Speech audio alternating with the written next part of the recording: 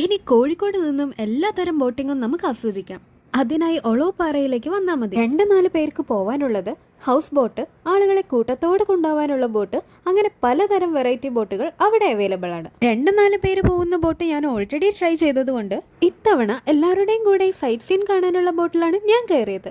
അഡൽട്ടിന് 100 രൂപയും കുട്ടികൾക്ക് 50 രൂപയുമാണ് അവർ ചാർജ് ഈടാക്കുന്നത്. 2 പേര് കയറുന്ന ബോട്ടിൽ ഒരു നിശ്ചിത പരിധി വരെ മാത്രമേ സഞ്ചരിക്കാൻ സാധിക്കുകയുള്ളൂ.